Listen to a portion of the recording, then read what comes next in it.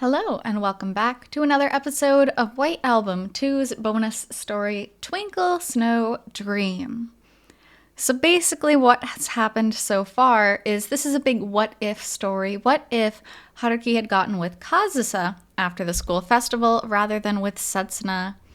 So they are currently together. Then it kind of time skipped a few weeks, and it was Kazusa and Haruki hanging out with Takeya and Io. And Takeya and Io still haven't figured out the relationship between the two of them, and Setsuna was kind of making fun of Io for it at that point. So, let's go ahead and continue on. Well, Merry Christmas, everyone! Merry Christmas. Merry Christmas. After each of them spoke, in their voices of slightly varying warmth, the dry sound of glasses clinking together resounded through the room, and the routine Christmas party began. Wow, that looks incredible! Not too bad celebrating Christmas with sashimi and tempura and hot pot. Ooh, that sounds delicious. Christmas pudding and chawanmushi are a little similar, I guess. The ingredients, I mean. Chicken too. The pot is packed. Supposing that having a variety of Japanese food set out in Japanese-style room in a hot springs inn, raising a toast while all dressed in yukata bearing the logo of the inn could be considered routine. There's a long run-on sentence. That sounds so nice, though. Beautiful. And look out the window. It's a real white Christmas. Guess so. I mean, we did pick this spot on purpose. Let's go and see the snow. Let's go as soon as winter break starts. Maybe a hot spring would be nice. All of these came as emphatic requests from a certain someone. Oh yeah, and the open-air bath was amazing. The snow just fell all the way in since there's no roof. Yeah, I thought I was gonna freeze to death the second I got out. Sure, it's cold, but it felt great. You should have joined us, Haruki-kun. I didn't have the energy. Haruki's so boring sometimes.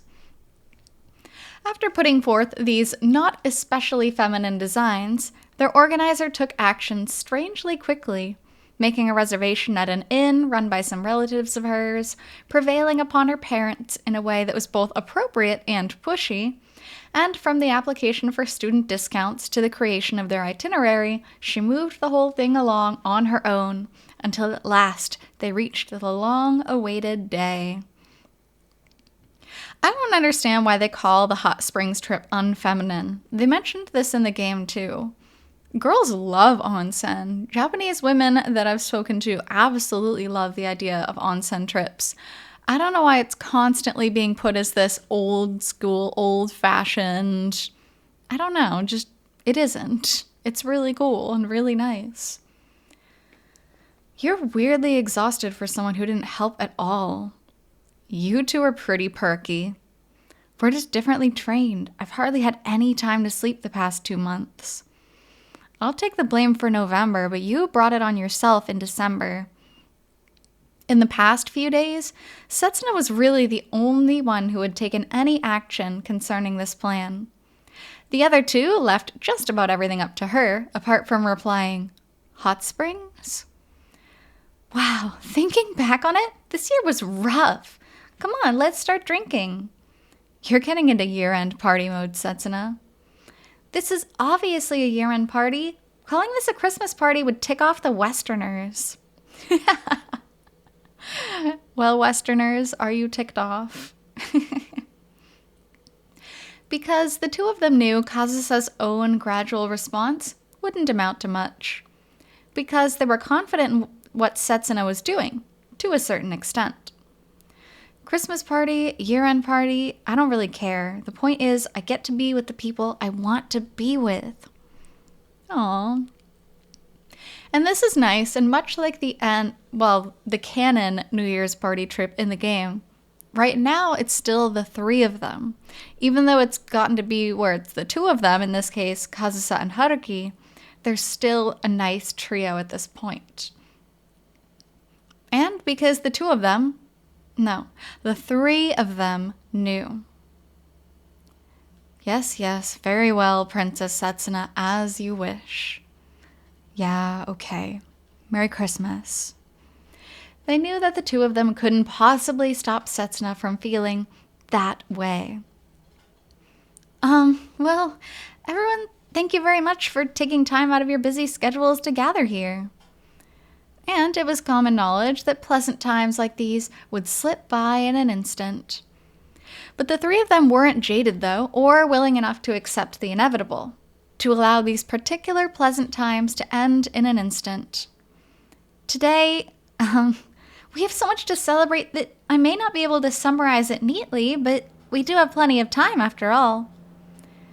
The feast laid out on the table had been depleted, and the host had removed the serving trays, which meant their real party was beginning. Their real party. Things about to get crazy. Laid out on the table now were a certain staple carbonated Christmas beverage pulled out of Kazusa's bag, and a veritable mountain of sweets pulled out of Setsuna's bag, and their second round of toasts began. That's so funny. Kazusa alcohol, Setsuna sweets. Well, to start, let me say again, Merry Christmas. With Setsuna's clear bell-like voice, their three glasses clinked together like yet another bell, blessing their Christmas Eve. And to our graduation, the three of us. Yeah, I guess it was basically a Christmas Eve miracle for one of us.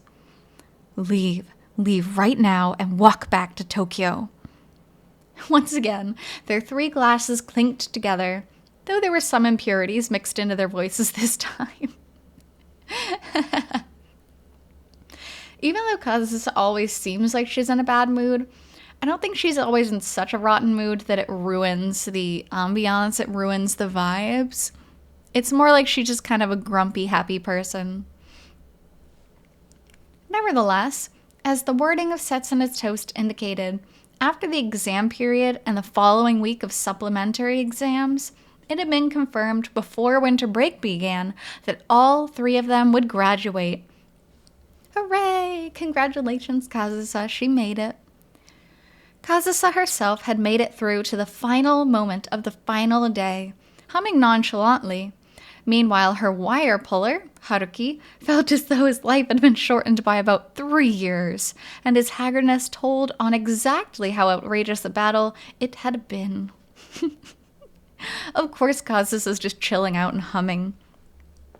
Without Haruki, though, I mean, even if Setsuna tried her best, I don't think it would have turned Kazusa's path around like that.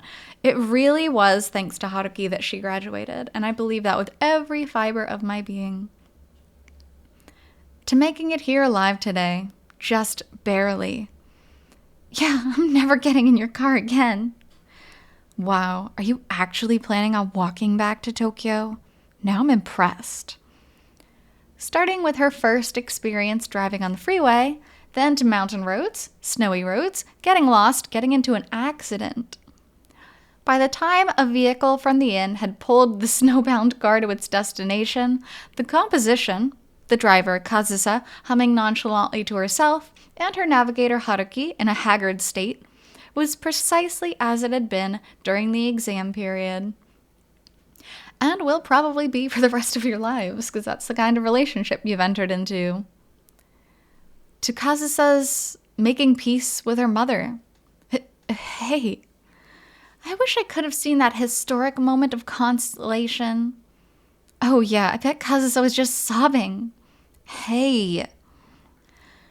The call from Kazusa's mother, Yoko Toma, from whom she hadn't heard in half a year, came right after the school festival show. In other words, right after Kazusa had gotten a boyfriend. And honestly, even getting one phone call, I don't think that should count as reconciliation. I really don't think she deserves it. I think Kazusa was just in a really good, really stable mental state when she called, and that's why it happened. I do not think it is deserved, however. Yoko, famous worldwide for being a pianist of many affairs, couldn't possibly let such an appetizing topic slip by. And after a lot of embarrassment, presumption, concealment, and phone scrambling, a truly epic mother-daughter quarrel unfolded. Yes. At the age of 18, Kazusa finally had her first real out-and-out fight with her mother. When Kazusa told the two of them about this, the look of unreserved happiness on her face brought the greatest happiness to Haruki and Setsuna, and they delighted in it with no reservation. Aww. Being happy that your friends are improving their own lives is a beautiful thing. You know, you should really, really congratulate friends on taking strides to better themselves. That's what'll make everybody want to better themselves in the end. That is a beautiful thing. And to the revival of Kazusa Toma, genius pianist. All I did was enter a contest for the first time in a while. It's not that big. You yourself were bragging about how you were guaranteed to win. And as a prayer for Kazusa to enter music school. The fact that I made to the final selection means I'll be able to get an endorsement. Walk in the park. See, like that. And their good fortune, Kazusa's and everyone's, didn't stop there. Yoko, who had once given up on her daughter's talent, seemed to have been deeply impressed by Kazusa's simple school festival performance, and had declared that she would support this comeback. I hate it. I hate it. Oh, you're useful now. I'll come back into your life. That's what it is. I cannot stand Kazusa's mom. If Kazusa got good results in the New Year's piano competition, you see, if. Love should never start with if. Support should never start with if. That is horrid. Yoko would use her influence to see to it Kazusa got her endorsement and made it into music school, offer her unstinting support for her performance life after that, whether or not she revealed the cheat tactics that turned in a NEET who could only play piano into Japan's most promising young classical pianist. But not just for me, to you two, for making it into Hojo University. Thank you, Kazusa. Oh, she's at the point where she can compliment people. Kazusa, who was beet red even though she wasn't drinking sake, snatched the toasting initiative from Setsuna and bumped her glass against the others. Well, I mean, we just went the route that was obvious for us. Correction, to Setsuna's acceptance into Hojo University. Or acted as though she were, while avoiding Haruki's glass splendidly. Last of all, I'm gonna be a bit selfish here. Now, as though this truly were to be the last toast, Setsuna took back the initiative and held her glass higher than she had for any of the previous toasts. Our reunion on this day of the Hojo High School Light Music Club. But compared with the vigor with which she lifted her glass, her words themselves were slowly losing steam. Like, next year, and the year after that. We could do this again, watch the snow, enjoy the baths, talk all night. Her bell-like voice toned down to something faint and flimsy. But that wasn't all. Her confidence and her gaze fell to the table. I know that what I'm saying right now is lame. I know it might be selfish. I know I'm probably just intruding on the two of you. Setsuna. That's so sad. It's so sad because, well, they were a trio. I will admit that they were a nice trio, but they weren't as balanced as everybody is pretending they were, because clearly Haruki liked Kazusa. Kazusa was deeply in love with Haruki, and then Setsuna started crushing on Haruki, so it was never ever balanced to begin with. It was like standing on a thin sheet of glass above a cliff. It was bound to happen. It's just unfortunate that now Setsuna feels a little bit left out because she can't be on that same level as two lovers. She cannot enter that part of the triangle. It's not the kind of game that is. Haruki could recall having seen the expression now on Setsuna's face twice before. But But I like having it be the three of us. I don't want to lose you, Kazusa or Haruki-kun. The first time was on the first day of the school festival, the day before their show. The faint smile of a hostess on the verge of tears, but also just a bit happy, when he went to collect her from the classroom after she'd struggled to make her voice come out during rehearsal and lost her confidence. And I think a bigger point there would be Haruki didn't contact her for days while he was taking care of Kazusa, and she felt left out. I think that was the bigger problem, rather than her having stage fright. Oh God, what am I even saying? I'm so lame. And the second time was after the festival in music room number 2 at dusk, when she gently woke the dozing Haruki and told him something important. But still, oh my God, just stop already. Ow! Kazusa. To Setsuna, it was a sudden attack from Kazusa's clenched fist. Whew. Oh my God. That's horrid. Don't punch her. Why the hell are you waffling like this? You were the one who told me off for exactly that kind of attitude. You were the one who gave me that push. But for Kazusa, it was the final snap after holding herself back through so much. Listen, Setsuna, I promise. We'll always be together. The three of us. The final snap of a coward who couldn't endure seeing her benefactor worrying and crying. These club reunions of ours will go on next year and the year after that. Forever. Right, Haruki? What reason would I have not to be there? Kazusa, Haruki-kun. This is so embarrassing. Let's just drink and forget about it already. But, similarly unable to stand her own display in encouraging Setsuna, Kazusa now hid her reddening face behind the sleeve of her yukata as she raised her glass. Oh, it sounds so cute. And this fight is important too, because Kazusa kind of doesn't want to acknowledge this triangle that's slowly warping between them. And that's why she suddenly snaps. Because she knows this is it's a dangerous territory for them. She knows Setsuna likes Haruki. She knows that she ended up getting Haruki. She knows and a little bit feels guilty for kind of taking that away from Setsuna in a way. So it's a tough situation.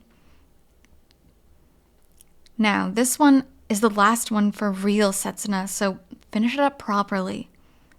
Yes, okay. And with this heartening support from her dearest friend, tears finally streaming out from her red, swollen eyes, Setsuna wrung out her words in a voice like a cracked bell.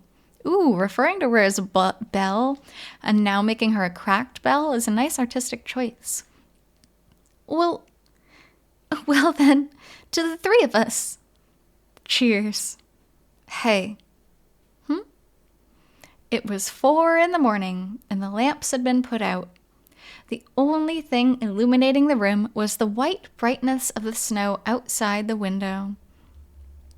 Thanks. For what? They had goofed around after dinner, goofed around over mixed bathing in the open-air baths, even goofed around over who would sleep where. The toast. Oh, that was just because my arm was tired from holding up the glass. That's not what I meant. Then what? Just when it seems everyone had fallen asleep, Setsuna began to whisper. Quiet enough that Haruki couldn't hear it in the next room, but loud enough for Kazusa, who had the futon next to hers. It's so funny to me that even though the guy and the girl is dating and they're such close friends, they still booked 2 rooms. Like, really? Really? You guys can't just sleep next to each other? And poor Haruki has to be alone at night. Thank you for finally saying the 3 of us. It was obvious. I don't know how to feel being thanked for something like that. Once she felt certain that Kazusa was awake, and Haruki was asleep, of course. I'm glad we're friends, Kazusa. Setsuna. Because she wanted to be absolutely sure Kazusa heard this. I'm so glad that we're best friends. And because she didn't want Haruki to hear, if at all possible.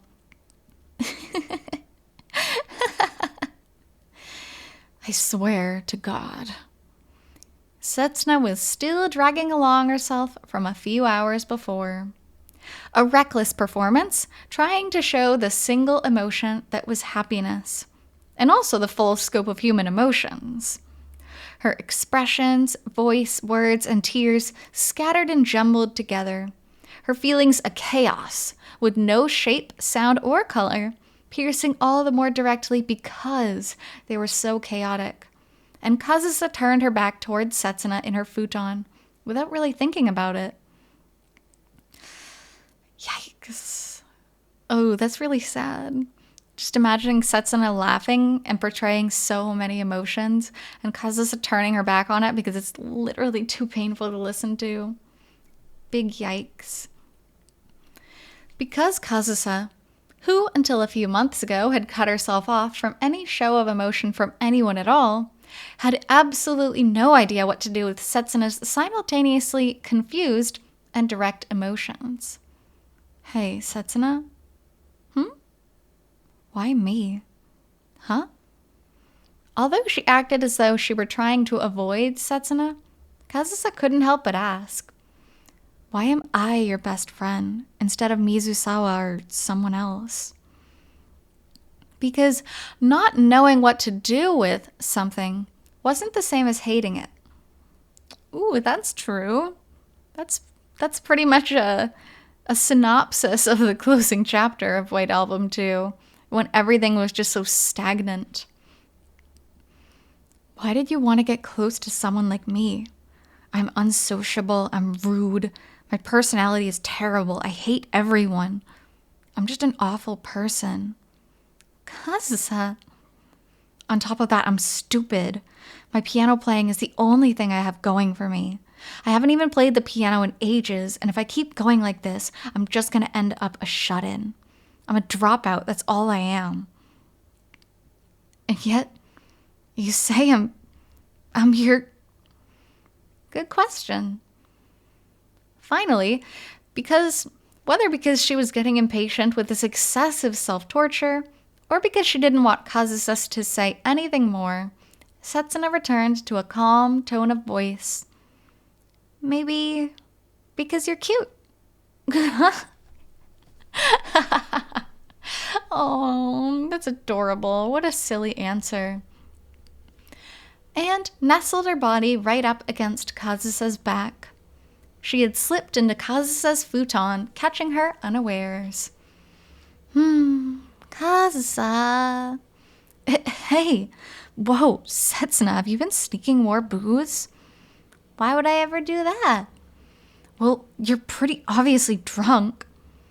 A soft, warm sensation spread across Kazusa's back. A faint, beguiling scent, a mix of soap, hot spring water, and skin, tickled her nose. You don't have to freak out that much. I just wanted to hold you tight and maybe kiss you. Of course I'm freaking out. Aww. That's really cute and very flirty. Honestly, if Kazusa and Setsuna had gotten together instead of any other choices, I think that would have been nice too. I think that would have been pretty beautiful. Warm breath and sweet words blew against her ear. The hands wrapping around reached her chest and stomach and began caressing her, violating the soft, fair skin that equaled Setsuna's own. I was just kidding around, but you're so soft and you smell so nice. I'm getting a little excited. Well, since it's you, Kazusa, It's not exciting for me. Are you sure about being so loud? Haruki-kun might wake up. Stop. That really is pretty cute when you talk quietly like that. Uh-huh.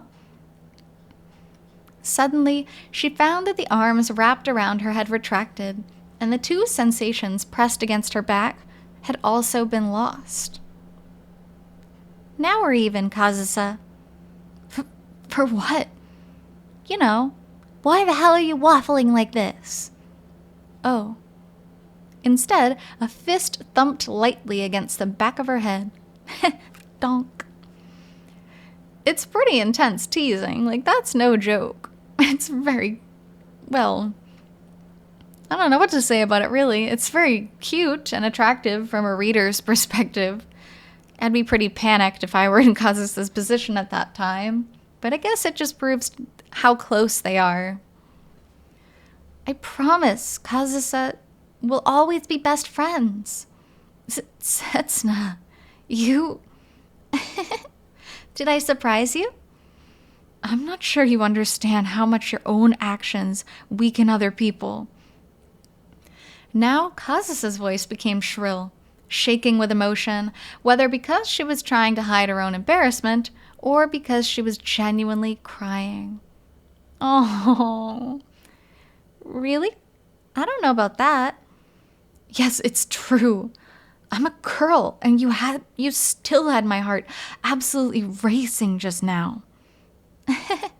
Really? I'm glad to know I made you feel that way. That's what I mean. Any guy or girl would fall for you with you pressing in that close. I think that's a bit of an exaggeration. Was it because her emotions shaken excessively? Or was it because Setsuna showed her own emotions in such extremes? Or it could just be that someone was showing her very, very tender affection for the first time, well, probably in her life. That's a pretty big experience for her. I was totally lost for how to deal with you at first. I was scared. I had my guard up. Huh? Why? Kazusa carelessly put into words these dark feelings that she had meant to take to the grave. Hey, why? Because... Now, you better swear not to tell him this. All right. I thought I might lose. I didn't think I would be any match for you. Toma-san, right? Setsuna Ogiso. Ever since Setsuna first addressed her by name, ever since she first looked into Setsuna's eyes, I'm the worst kind of person. Kazusa realized that Setsuna's feelings were directed the same way as her own.